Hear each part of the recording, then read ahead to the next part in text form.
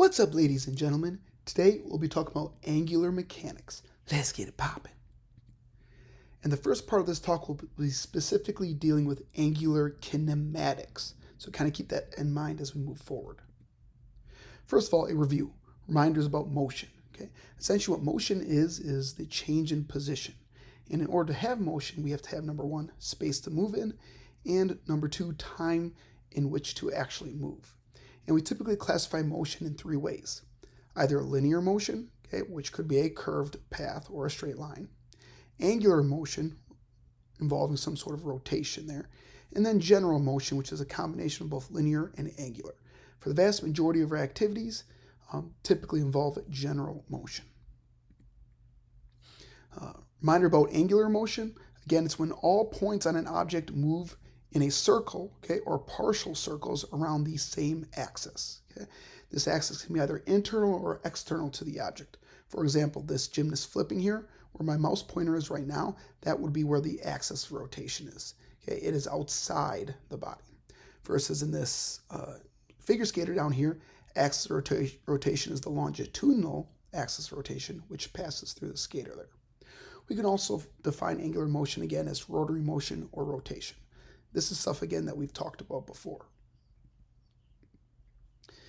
Now, with rotation there, okay, as we rotate, we go through different angles, okay? And an angle can be formed by the intersection of two of the following, okay?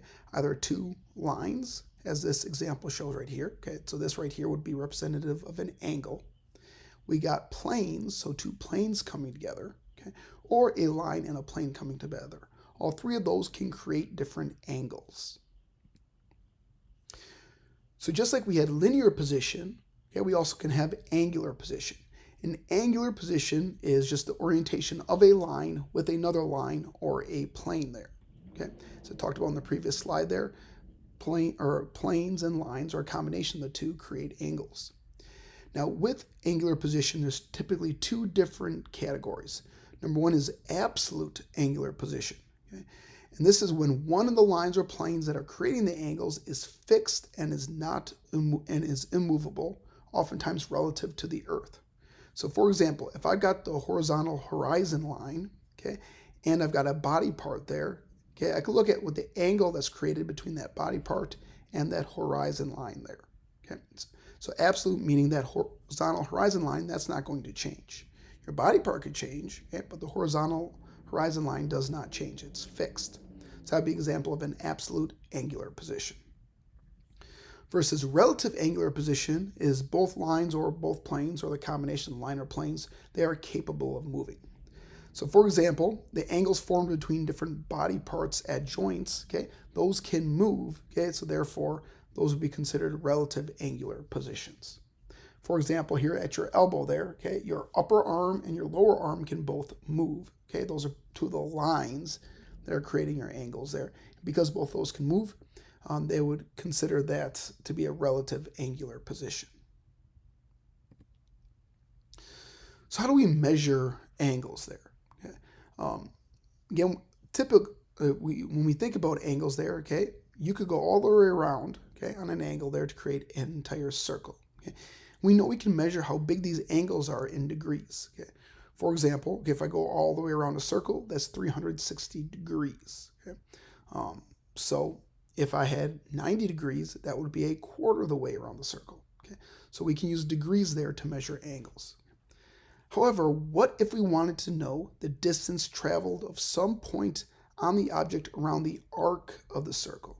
So essentially, if I wanted to go from point C here to point A, okay, and want to find what this distance was that's traveled along this curved linear line there, okay, it's valuable to use a different form of measuring angles. Now we know the circumference of a circle, essentially this line all the way around, okay, if I would stretch that out, okay, it's equivalent to the distance of 2 times pi times r, r being your radius, or how far from the center of the circle to the edge of the circle. Remember that pi is approximately 3.14. Okay. What this means is that around a circle, okay, this entire distance would be approximately 6.28 radii around that circle. So we oftentimes will measure the length of an arc, okay, which is partial circumference around that circle, in terms of radians. So radians are the units there, okay, oftentimes if you want to measure how long an arc is. Now, how can we determine that arc length there? Okay, what we could do there, okay, is we can set up a kind of an equation there to help figure out how far that arc length is. Okay?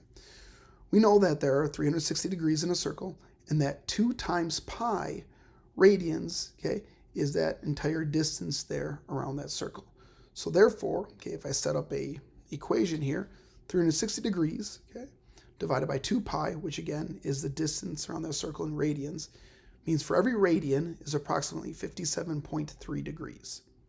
And again, while I'll not be testing you on equations there, this might just help you get a better idea of understanding how radians and degrees kind of interact with each other.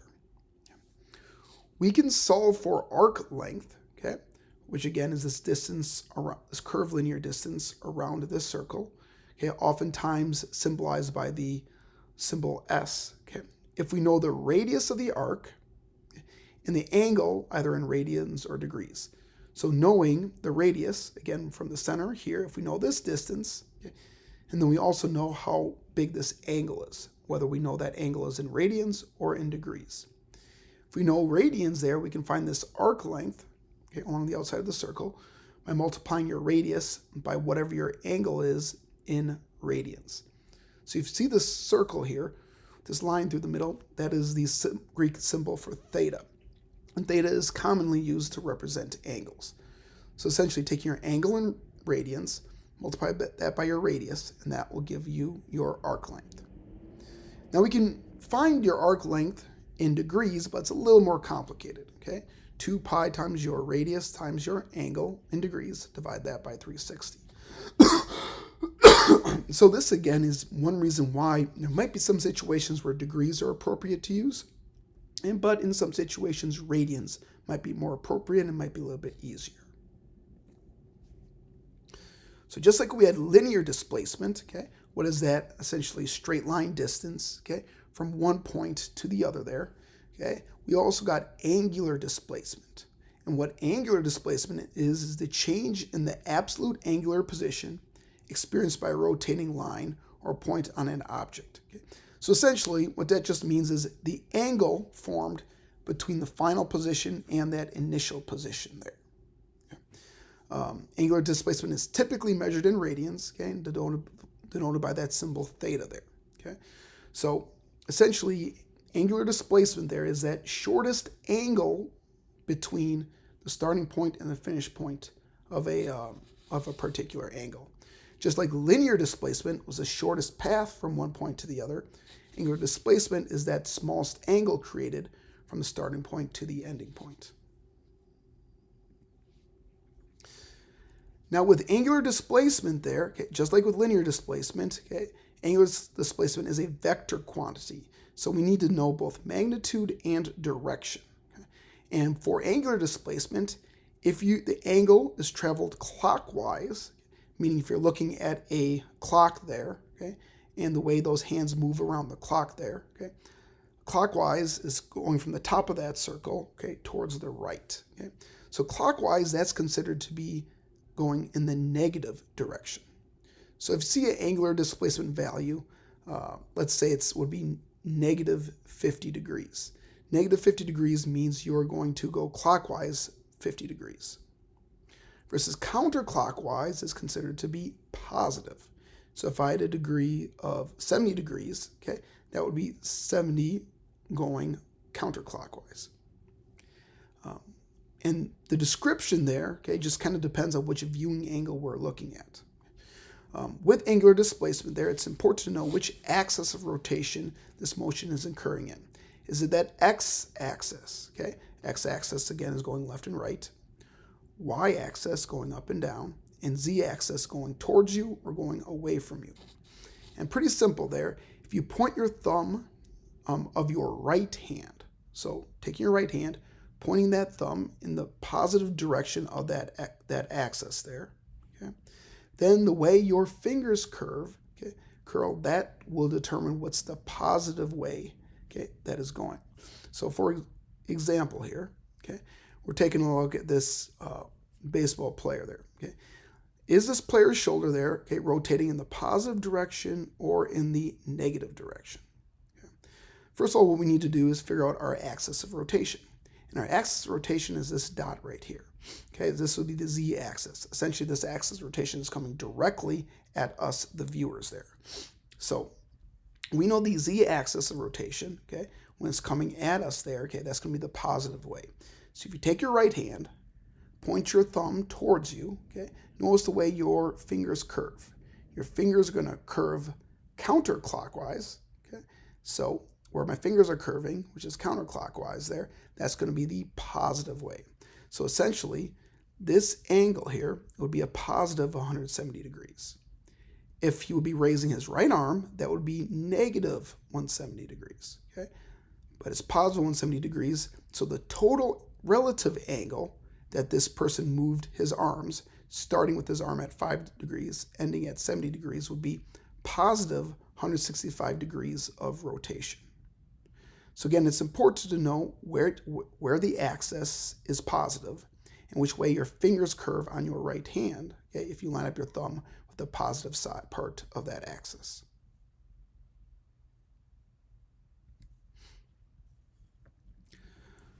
So as I mentioned previously, remember that linear displacement is a straight line between two different points there. So if we look at this circle here, okay, curve AB, okay, go from A to B there, that is going to be your arc length. Line AB, okay, this blue line here, is the linear displacement. So arc length A to B, linear displacement is the blue line there. Okay. Now what you should note there, I would make a note of this, put a star or something, is that your linear displacement on an arc or a circle will always be shorter than the arc length. So meaning this blue line will always be shorter than this green line here if this green line was stretched straight. So again, the straight line, linear displacement, will always be shorter, okay, than the arc length. Oftentimes we consider this blue line, straight line distance between two points on a circle, we call this a chord. So if you see the word chord there, okay, they just mean this point. Straight line distance between 2 points on an arc or a circle. So how are angular displacement and linear distance related? Okay. So the linear distance traveled by a point on a rotating object is directly proportional to the object's angular displacement and the radius. Okay. So this is kind of like a bunch of mumbo jumbo there. Let's take a look at an example here. Okay. Let's say the radius, okay, from the axis to point A, okay, so here's your axis of rotation as this person is performing a bicep curl, okay. Axis of rotation is right here at this dot, okay. And then to point A there, okay, let's say this distance, okay, represented by RA, the radius there, is 4 times the radius from the axis of rotation to point B. So axis of rotation here to point B, represented by RB. Okay. So what this mumbo jumbo means, okay, in this bulleted point there, is that the distance traveled along arc A, okay, going from here to here, okay, would be 4 times the distance traveled along arc B, which is a small curve here. So if a radius, okay, is 2, 3, 4 times longer than the smaller radius, that means the arc lengths, okay, so if I would straighten this arc curved line here, okay, that distance will be 2, 3, 4 times as large as a smaller arced distance.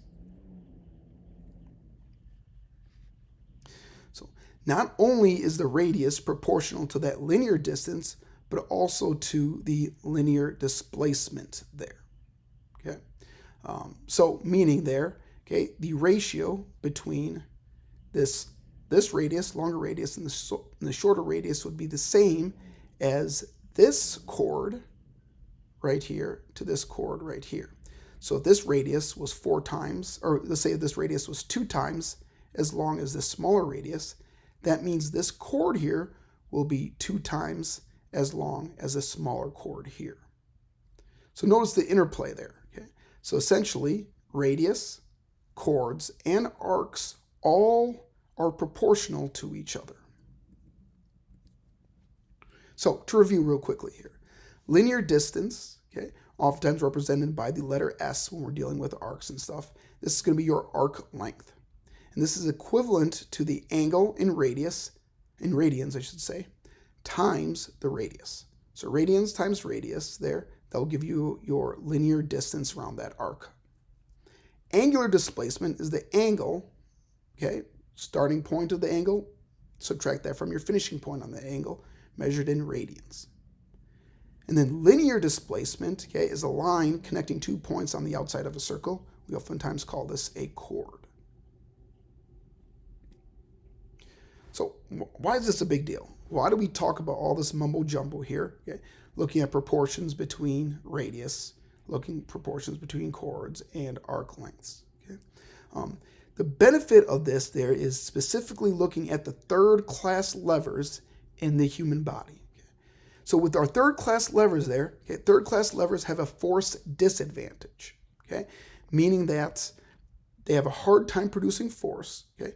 But the benefit is that they have a larger range of motion and a speed advantage.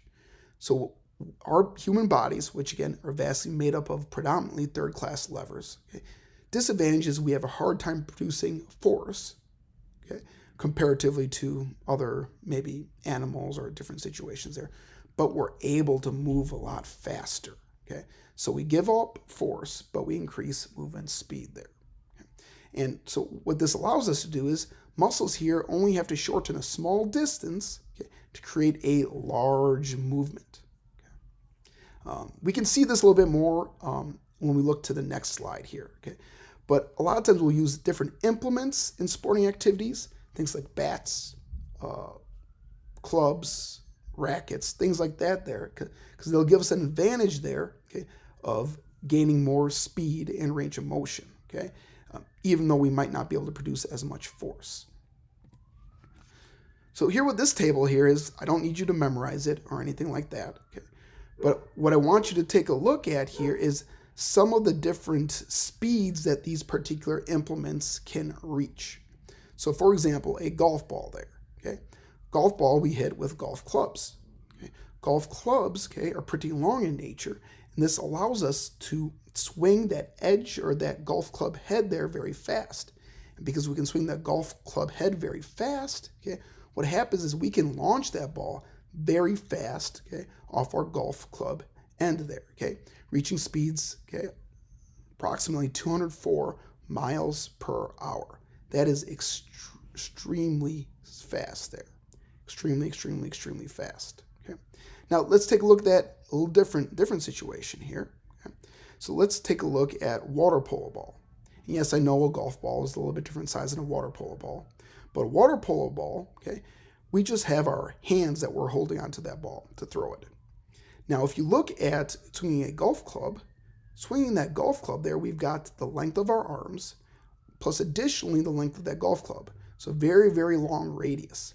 Versus water polo ball, okay, holding onto it with our arms. Our arms just by themselves are not nearly as long as our arms plus a club as the golf ball does. So therefore, we cannot throw a water polo ball as fast as we can hit a golf ball. And we'll talk about a little bit more about some of these different advantages here coming up in some future slides. So we've talked about degrees. We've been talking about displacement, okay, and movement there. Okay, let's talk about velocity. And we know that linear velocity, okay, that dealt with how fast you're moving and which direction you're moving. Similar thing happens with the angular velocity, okay? This is looking at the rate of change of angular displacement, okay? And just like with linear velocity, which is a vector quantity, same thing with angular velocity. Are we going clockwise or going counterclockwise? And how big of an angle are we moving through?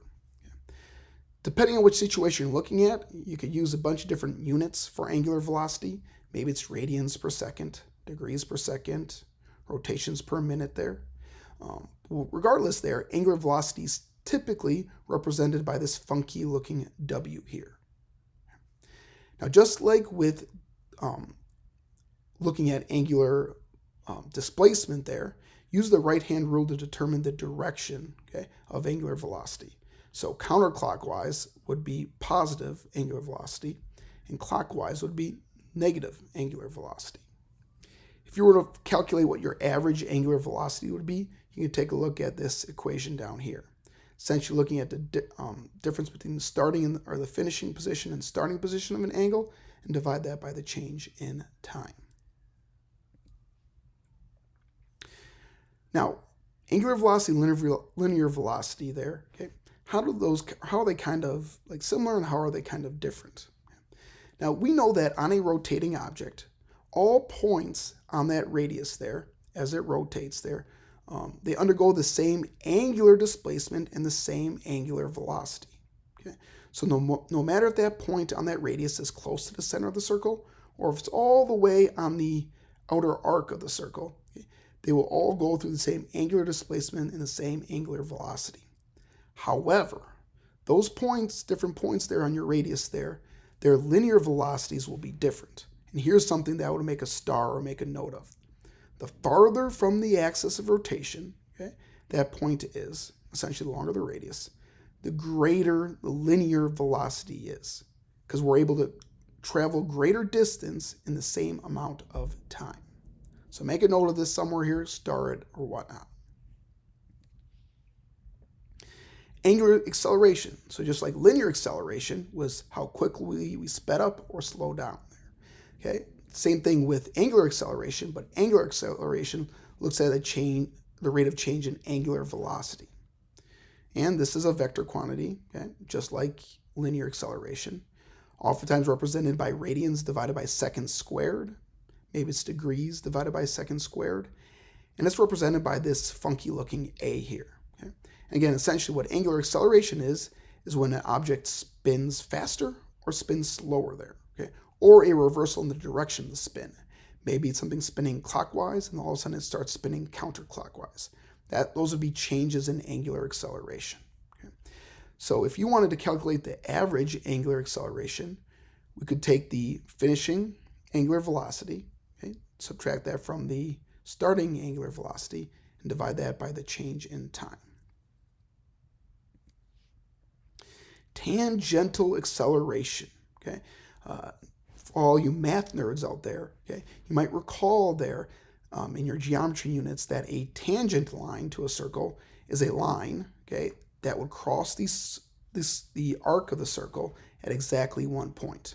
And in this diagram right here, where this can is, okay, that's the one point where that tangential line would cross. Okay? But what tangential acceleration is going to be, it's a component of linear acceleration that is tangent to the circular path on a point of a rotating object. Okay? And tangential acceleration occurs when angular acceleration is occurring. Now this tangential acceleration is perpendicular to the radius in which it's rotating on. So here's your radius here, this blue arrow, okay? So this blue line right here going roughly side to side, it is creating a 90-degree angle with this radius here. If you wanted to calculate instantaneous there, tangential acceleration there, okay? We would take our angular acceleration, okay, and multiply that by your radius, okay? So essentially, okay, what this would be creating there is the larger your radius is, okay, and or the largest your angular acceleration is going to be, okay, the greater angular or tangential acceleration we are going to have. Centripetal acceleration, okay? Now, even if an object rotates at a constant angular velocity, okay, so maybe it's going through, let's say, 60 rotations per minute there, okay, a linear acceleration occurs, okay, even while this constant angular velocity is occurring, okay, because linear acceleration there, okay, happens when an object changes either speed or direction. So even if it's spinning at that same angular velocity there, okay, at the edge here, notice that this thing at the edge here is constantly changing direction, okay? So the rotational speed may stay the same, but as the object rotates, it's constantly changing direction, okay? If this line would be cut at this point, this object would fly off in a straight line this way. If we let it rotate a little more before it cuts off, then it would be going at this angle, at this angle, at this angle. Essentially, okay, looking at this tangential acceleration line, that's the path that the object would fly off if the radius was cut at some point allowing that object to fly. Okay. Now with centripetal acceleration though, okay, centripetal acceleration there, okay, centripetal acceleration looks at the acceleration towards the axis of rotation, okay? So essentially, this blue line, or arrow here, okay, represents centripetal acceleration. So whatever this acceleration going towards the axis of rotation is, that's your centripetal acceleration. And the force causing this centripetal acceleration is also directed towards this axis of rotation, okay? So centripetal force, centripetal acceleration. Big thing to understand is centripetal meaning force going towards the center of the circle. Yeah. Now, a couple different equations you could use to calculate centripetal acceleration. Again, I'm not going to ask you to calculate centripetal acceleration on a test there. But again, for all of those who are more mathematically inclined, okay, these things right here, okay, might help you get a better understanding of what's happening with centripetal acceleration. And what centripetal acceleration is it's directly proportional to tangential linear velocity, okay, squared. Okay, so this right here, this blue arrow here, okay, so take that value there and you square it and divide it by your radius, okay, or you could square angular velocity, okay, regardless of the case there, okay. Tangential linear velocity or the angular velocity, okay, those could both help us calculate centripetal acceleration. Okay. Now with that there, okay, there's a tangential linear velocity constant, okay, which is AC, or that centripetal acceleration constant, okay. It's inversely proportional to the radius, okay, meaning that if radius would get bigger, okay, the larger the radius there, okay, the tangential linear velocity there, okay, would get smaller to maintain that same centripetal acceleration. Or, okay, the faster the angular velocity is going to be, okay, that would be directly proportional to the radius. So the larger the radius, the larger the angular velocity, okay, the larger that centripetal acceleration. So essentially, centripetal acceleration, okay, will increase, okay, if we have a longer radius, assuming angular velocity will stay the same, or a smaller radius there, okay, if tangential velocity stays the same. So let's take a look at two runners running around a track here, okay. We got runners in lane 1, okay, and a runner in lane 4 there, okay. Now this runner in lane 1 here has a smaller radius compared to that runner in lane 4 there, okay. Now the thing is with these runners running around the track is they've got to stay in their lane. They can't go out of their lane. If you've ever done this yourself there running around a track, it is harder to run at faster speeds on an inner lane, okay, compared to an outer lane, okay, because it's pretty easy to just kind of fly off here, okay, and maintain that tangential acceleration, okay, or tangential velocity there, okay, that we were talking about previously. Okay. So that tangential acceleration here, okay, created right here. So the closer to the center of the circle, okay, the harder it is to stay in this lane, okay. So therefore, in this lane here, we have to lean in and produce more force going in, okay, towards the center of the circle in order for that inner runner to stay in their lane compared to that outer runner. So therefore, centripetal acceleration, okay, would have to be greater in the runner that's in this inner lane compared to that outer lane. So that inner lane runner would have to produce more centripetal force compared to that outer lane runner.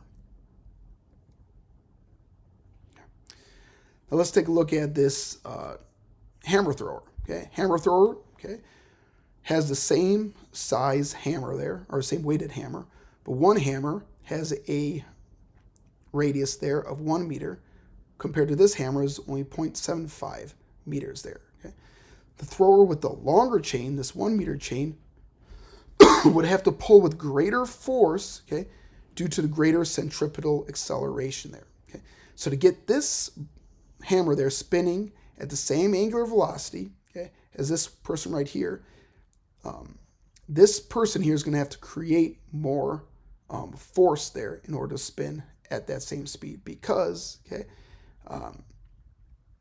it's got a longer radius there.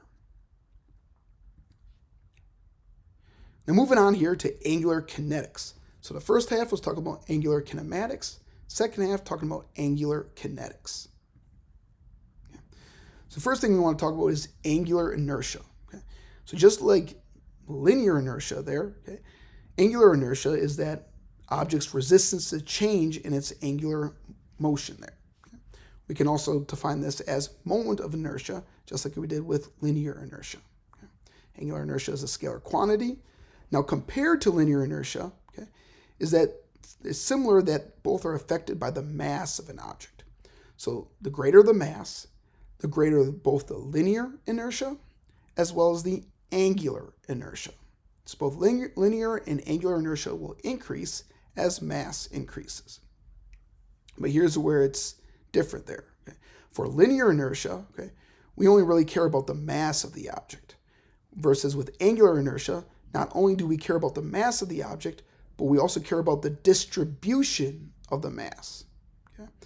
For example, is more of the mass closer to the center, or is closer to the axis of rotation, or is more of that mass closer to the edge, further away from that axis of rotation? Okay? Both of those things will have an impact on angular inertia. Okay? The symbol for angular inertia is this diagonal uppercase I. Okay? And units are typically kilograms multiplied by meters squared. But again, it just depends on the situation there. Now, there's a couple different formulas that you could use to calculate angular inertia. Again, I'm not going to go into the weeds on what this is. Okay? If you had one or more objects rotating around the same axis of rotation, okay, you would use this equation right here. If you had an object that was arbitrarily shaped there, okay, meaning that mass was distributed inconsistently around that axis of rotation, you would use this equation right here. Again, I'm not going to go into the details of this, but if you were to want to calculate it yourself, here's how you would be able, or these equations would help you with that. Okay. Now, why we have to have two different equations there, okay? Let's take a look at a few different examples there, okay? Here's one example here. We got a softball player trying to decide between two different bats. One bat is heavier and one is lighter. Which one is going to be more difficult to swing? The heavy bat. No crap, Sherlock. Heavier objects are more difficult to swing. Okay. Now let's take a look at same softball player looking at two different bats. Okay. They are the same weight there, but one is longer and one is shorter. Which one is harder to swing? Okay. The longer bat would be more difficult to swing. Okay. Now the same player is trying to decide between two different bats. One is a shorter bat, 32 inches, at 23 ounces, so a little bit heavier. Okay. But the other is a longer bat, okay, that's lighter. Which one would be more difficult to swing? Okay, and the way we'd have to calculate this out is we'd have to plug this information in to our inertia equations and figure out which one has a greater inertia. The one with a greater inertia would be more difficult to swing. And it just so happens when you plug these values into that equation, the longer bat would be more difficult to swing. Now, why is this the case here? Okay. In our previous slides, okay, that we've shown, okay, or the equations presented, okay, on that slide two slides ago, were for objects that were rotating around an axis that were going through their center of gravity. Okay, so meaning where the objects were spinning, okay, the axis of rotation went through that object's center of gravity or their center of mass. Okay? And typically, okay, an object would rotate around that axis of rotation. However, what's important to note here, in a lot of sporting activities, we swing objects, okay, whether it be bats, sticks, rackets, around an axis that does not pass through its center of gravity. Okay? So for example, if you think about it, if I swing a tennis racket, okay, the axis of rotation where I'm swinging that tennis racket is going to be more at my shoulder. Okay? The axis of rotation is at my shoulder. It is not at the racket. That axis of rotation is not traveling through my racket. And an axis that does not, of that object, that axis, if it does not pass through an object's center of gravity, the axis of rotation does not pass through the object's center of gravity, we call that an eccentric axis. Okay? So just like we talked about eccentric force there a couple chapters ago, okay, where we produce force that was not through the center of gravity there. Okay? An eccentric axis is going to be that axis of rotation does not pass through the object's center of gravity. And the inertia for objects rotating around an eccentric axis will be greater than if that axis went through the center of gravity. Okay, so meaning there, okay, that if you don't rotate an object through its center of gravity, instead of that object's center of gravity is outside that axis of rotation, that object will have greater inertia. Now, with any kind of object there are infinite number of possible axes of rotation. Okay? And if an object is not symmetrical, which a lot of objects are not, it will have three main axes of rotation. Okay? In this example here, you could spin this racket, okay, around in a circle like this. Okay? Spin it there. You could spin it kind of like a fidget spinner. And then you could also spin it there, okay, kind of like like a face of a clock or something like that. Okay. So with any rigid object there will be three axes of rotation. And with these axes of rotation, one of these axes will have the largest amount of inertia, one will have the smallest, and one will have one in between. So largest, smallest, and one in between. Okay. These axes, okay, will be perpendicular to each other, X, Y, and Z axis there. Now, keep this in mind here. Again, one axis will have the largest inertia, one will have the smallest, and one will have one in between. I would recommend here that you click this link here and watch this video, okay? And you'll see how an object spinning around three of these different axes of rotation, two of the ways they spin will spin very uniformly, okay? It will look smooth, it will look effortless there. One way that it spins will be very funky, okay? So, and that's important to note here, okay?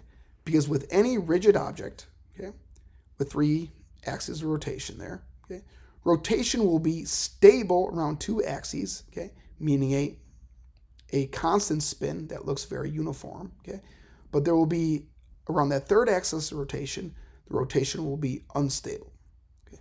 And essentially how that breaks down there is the axis with the largest inertia and the axis with the smallest inertia will show stable rotation, meaning it's rotating very uniformly, rotates smoothly. That middle axis, okay, the axis that has the inertia that's in between the largest and smallest inertia, that rotation will be very unstable. It will look chaotic. Okay? And again, I'm not going to explain the math there, okay? But essentially, okay, any perturbation, okay, in rotation around axes 1 and 3, okay, meaning any unwanted movements will be relatively small, versus unwanted movements around that axis 2 will be exponentially larger. Okay. Now, could you have a clean rotation around that intermediate axis? You absolutely could. Okay. You absolutely could have a clean spin there, but the flip would have to be perfect. If there was any variations in that rotation there, okay, that would cause a ton of perturbations there, okay, unwanted movements. Again, click the link there, okay. Intermediate axis theorem just states that for any rigid object, okay, two axes of rotation will be stable, one axis of rotation will be unstable. Now, if you look at the human body there, okay, the intermediate axis theorem doesn't necessarily apply to the human body, oftentimes, because the human body is not a rigid object. Okay? The human body, we can move our arms and legs and torso, so we can move around there to allow for spins to look smoother, more elegant. For example, here, this figure skater here going and doing these spins here in the air, okay, landing, very elegant, very smooth. Okay. You got this person here, looks like a gymnast in business attire, okay, but doing a cartwheel here, he can make himself look very smooth. We've got this gymnast here, okay? Again, flipping, okay, doing a spin, making that look very smooth. So with rigid objects, okay, they follow that intermediate axis theorem, but the human body is not rigid. We can move our arms and legs and torso, okay, and therefore, okay, we can still spin, okay, all three axes of rotation and not have any issues. Okay. And again, why we don't have any of those, we don't have any intermediate axes that cause us to spin funkily, okay? Because we're not rigid objects. We can move our arms and legs and torso again, okay, around any axis of rotation, allowing us to spin more gracefully. Okay? So therefore, again, essentially, since we can manipulate our limbs, we can change our various moments of inertia around any axis of rotation at any time as we are spinning and turning. So how do we manipulate our angular inertia? Okay. Remember that the distance of your mass, specifically at center of mass there to the axis of rotation, okay, that's going to be the main influence on angular inertia. Okay. So again, the farther your center of gravity, okay, is between, or the further the distance between the axis of rotation and your center of gravity, or the object center of gravity, or whatnot, the greater that inertia is going to be. So the closer to the axis of rotation, smaller inertia. Larger axis of rotation, okay, more inertia. So if you want less inertia to allow for rotation to happen more easily, okay, to move a body part more easily, we want to decrease limb length. Essentially bring our arms and legs closer together, okay, together there, okay, allowing us to spin easier. If we want more inertia, making it more difficult to spin, okay, to slow rotation, maybe to stabilize there, we want to increase limb length, essentially stretching out our arms and legs, okay, and that would slow us down. And again, whether it's your human body or it's other implements or whatnot, we can apply these same principles to those to either speed up our spin or slow down our spin. And here's how this happens here in athletics. Okay, all right. So we've got this diver here. Okay, so she is spinning in the air here, doing a flip. Okay, she's in a pike position. Okay, so she's spinning at a certain speed. If she needs to spin faster so she can enter the water at the right angle, she needs to bring her arms and legs closer to her center of gravity, which right now probably her center of gravity is roughly where my pointer or my mouse is.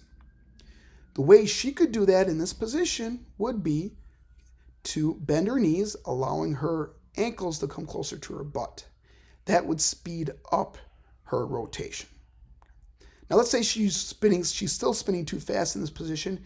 She wanted to slow it down. What she could do is she could let go of her legs and stretch her body out. This would move more mass away from that center of gravity, slowing down her flip. Let's take a look at this runner here, okay? So this runner is running at top speed there, okay? What I want you to notice here is this heel is almost hitting his butt.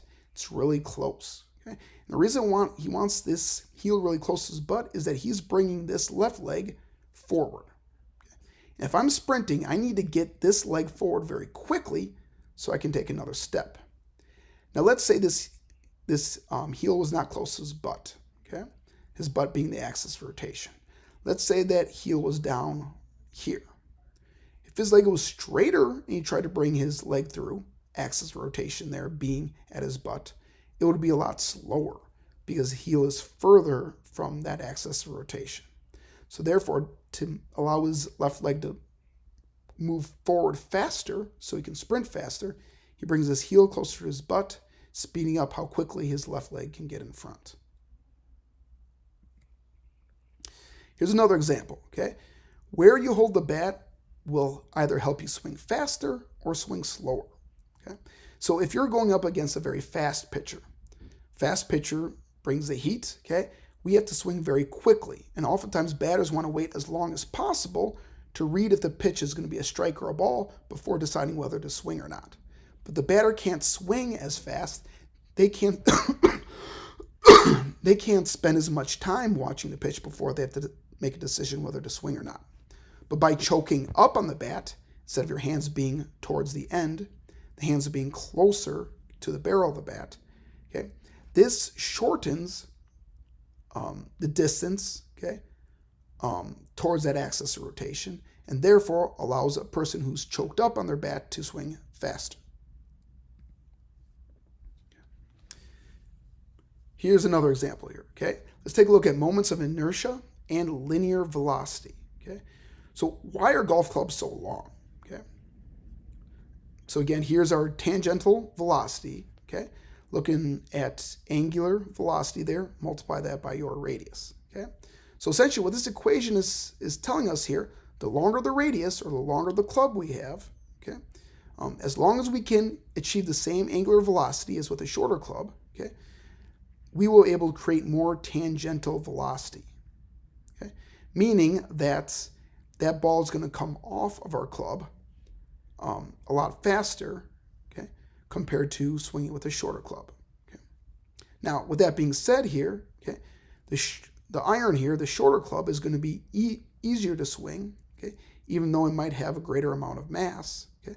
But that's because it's the reason it's easier to swing there is that it doesn't have as long of an axis or a rotation, or I apologize. The center of gravity here is further, or is closer to the axis of rotation compared to your driver here. Okay, so the driver here is going to have greater inertia than that iron.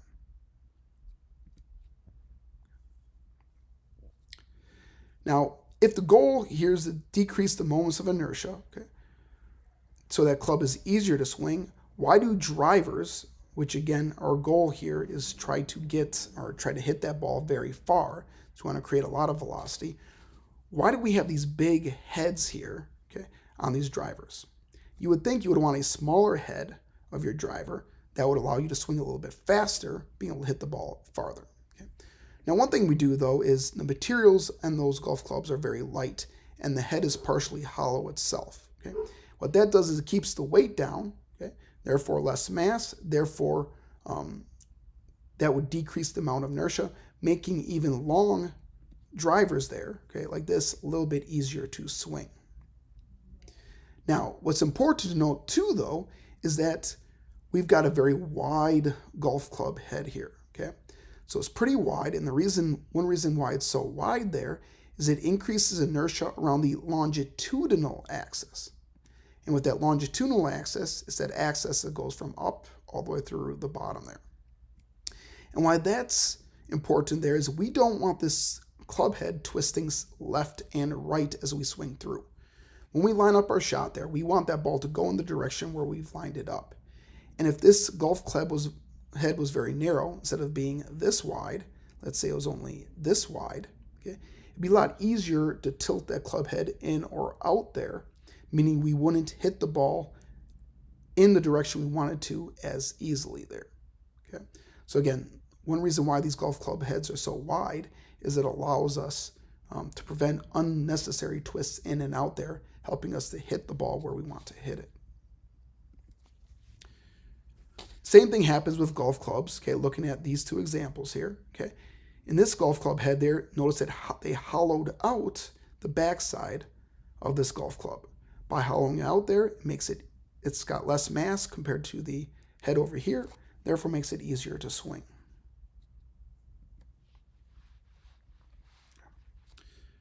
So, big thing from that there, I think we can understand, is we can manipulate either objects or we can manipulate how our body moves to either increase or decrease angular inertia. Now, if we're looking at angular inertia there, let's talk about angular momentum, okay? And specifically angular momentum of rigid objects, okay? We know that for linear momentum, here's our previous equation. Linear momentum is mass times velocity there. Angular momentum uses similar things to mass and velocity, but for angular momentum, okay, it's going to be angular inertia, letter I, and then the W here represented by angular velocity. So changes in angular inertia or angular velocity there will increase angular momentum. Okay. For angular momentum there, again, typical units are kilograms multiplied by meters squared divided by seconds. Angular momentum is a vector quantity. Okay, we need to know magnitude and direction there. Okay. Now we know with rigid objects there, okay, they maintain those axes of rotation. Okay, therefore, and they maintain their mass there. It's not like we're losing mass. Okay, angular inertia for rigid objects will stay the same. For angular momentum, the only changes in angular momentum would be changes in angular velocity. So essentially, speeding up or slowing down objects there will change angular momentum. Speeding up angular velocity would increase angular momentum and vice versa.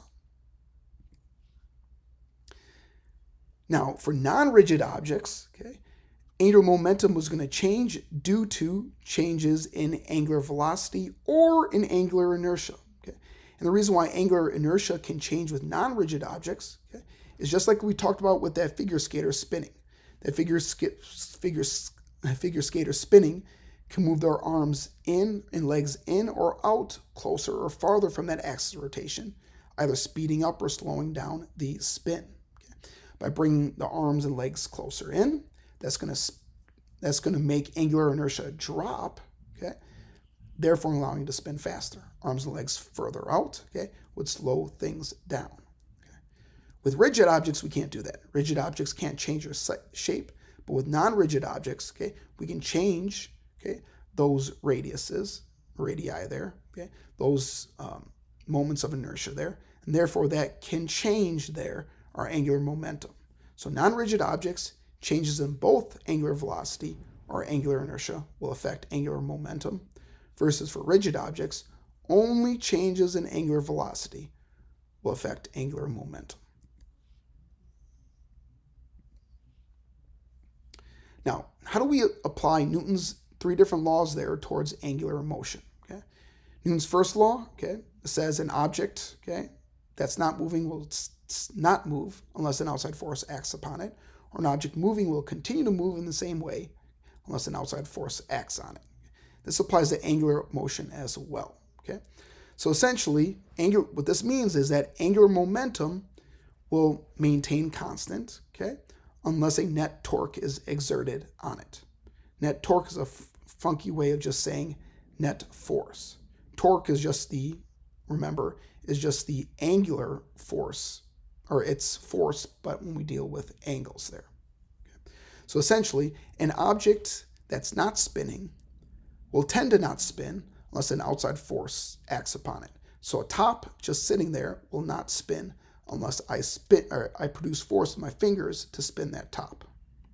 Likewise, a spinning top, if you ever tried to touch a spinning top, okay, that top would usually keep on spinning for a long period of time, okay, unless I either touch that top, slowing down its spin, okay, or maybe the friction of the air or from the object spinning on the surface, that will eventually slow it down too.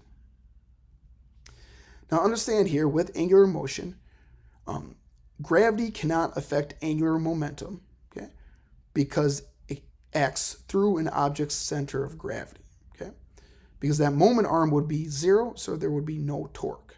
So gravity does not affect angular momentum because it acts through that object's center of gravity.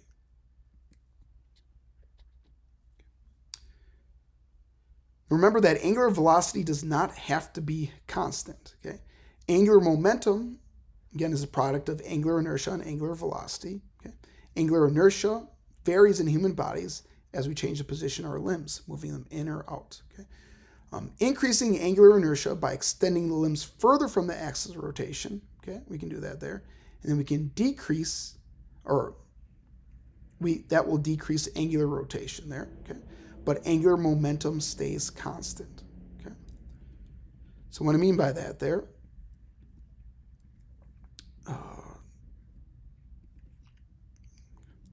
we'll go right here. So yes, I know this says rigid objects, but let's take a look at this equation from a non-rigid object nature there. Okay. So if in order for my angular momentum to stay the same, okay, so L, in order for this value to stay the same, if I increase angular inertia by moving my arms and legs further from the axis of rotation, so moving them out there, okay, this is going to cause a slowdown in my angular velocity.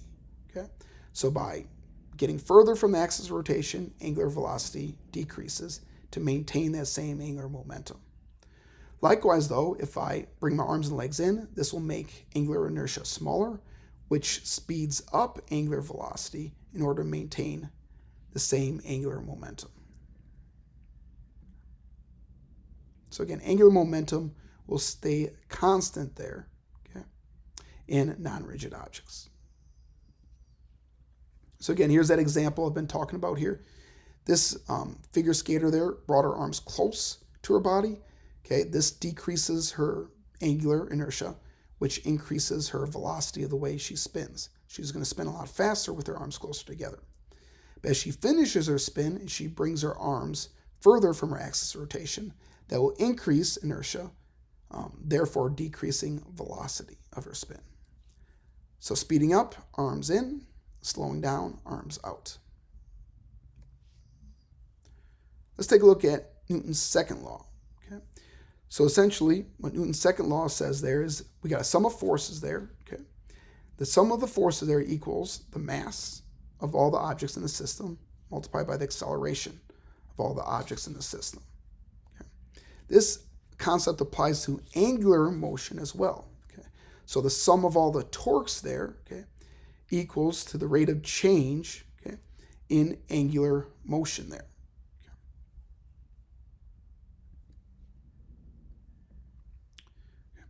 For non-rigid objects, again, we would have to have a different equation.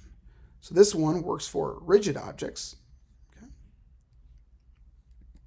This one here would work for non-rigid objects. Again, I'm not going to go into the details of this, okay, but essentially here, a net torque exerted on a non-rigid object would cause a large and quick change in its angular motion if the torque is large, okay, and a small and slow change if the torque is small. Okay. Now, where this kind of comes into play there is, let's take a look at impulse. Okay, so just like normal impulse there, okay, looking at change in angular in momentum there, okay, linear momentum there. Angular impulse is a change in angular momentum. Okay? So essentially the change in momentum there over the change in time. Okay, that would be angular impulse. Now a larger external torque, okay, so larger amount of force there, act in rotational force, acting over a longer duration will create a larger change in angular momentum. Okay, so larger external torque there, acting over a larger duration will create a larger change in angular momentum. So essentially, the more time it takes, or the more time you have to create a spin or to create a rotation there, okay, this will in turn there create larger angular momentum. Okay, it's one reason why if you look at discus throwers, okay, they will start with a long push. Okay, so they're spinning in order to throw their disc there, okay? But they'll start with their leg pretty far from their axis of rotation, okay? The reason to start with their leg far is that they want to make it spend more time pushing into the ground, okay? And with more time being able to push into the ground, this gives the athlete more time to create a higher or a larger angular momentum so that when they finally do release the discus, they'll have created as much angular momentum as possible to throw that discus as far as it can. So again, as long as time is not an issue there, if the goal is to spin as fast as you can at the end of a movement, we want to apply torque for as long of a period of time as we can. to help us build up as much angular momentum as possible. And therefore, we would want to increase angular impulse. The issue, though, okay, is that as soon as you start applying a torque, you start rotating, your foot will need to move with you. Okay. So again, starting with a small moment of inertia, keeping that leg really close to your body, okay, there would be very little time for you to push into the ground there because the rotation of your body will be very fast. Okay. That's why you see those discus throwers there will start with their leg very far out, okay, because this will increase the amount of inertia there, okay, therefore allowing you to more time to push into the ground, exerting more torque there, okay, and therefore ultimately at the end creating larger angular momentum to be able to throw that discus as far as you can.